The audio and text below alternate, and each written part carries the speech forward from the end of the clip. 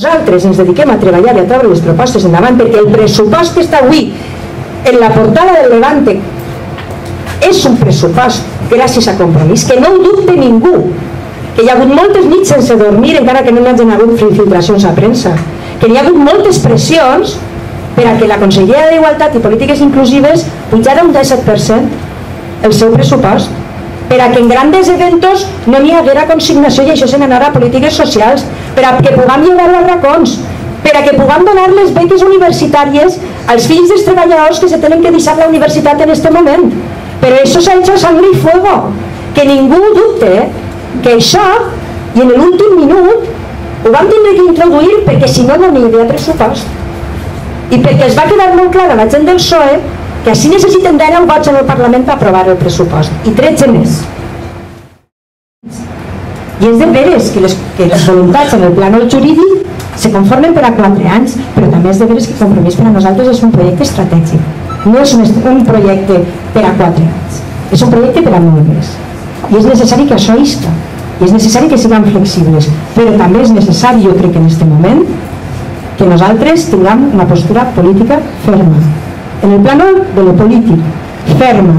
Per què? Perquè ens juguem el minut, perquè efectivament no pot determinar el futur de Compromís un congrés del bloc, que només és això, un congrés d'una de les parts.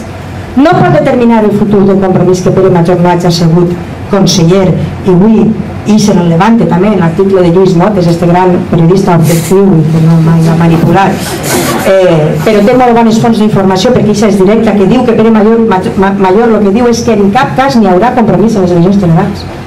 En això és el que estem jugant, i és que no volen pactar per a les generals una part, però n'hi ha una altra part del bloc que té que deixar d'agarrar-se al paper de fumar. I això és com un déjà vu, perquè ja ha tingut ja intervencions en esta casa parlant d'això. Tenen que fer-se majors, i per a que se facin majors nosaltres hem de ser ferms.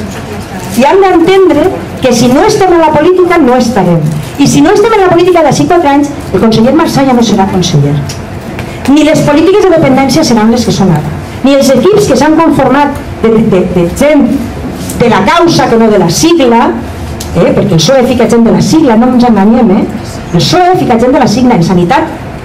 Ho sabeu alguna d'això? I tant que sí. I si nosaltres no estem d'ací 4 anys ja no n'hi haurà govern del Botànic i ja no serà tan xulo això, perquè tornarem a les polítiques del bipartidisme, que serà això, que moltes coses se semblen molt. El lideratge no està en qüestió en lo intern, tranquils per això. Sí que està en qüestió el futur de Compromís, i com sempre ens toca pelear-lo a nosaltres, però sempre hem sabut pelear-lo i encara que sigui a l'últim minut sempre hem aconseguit arribar, i esta vegada també. Gràcies.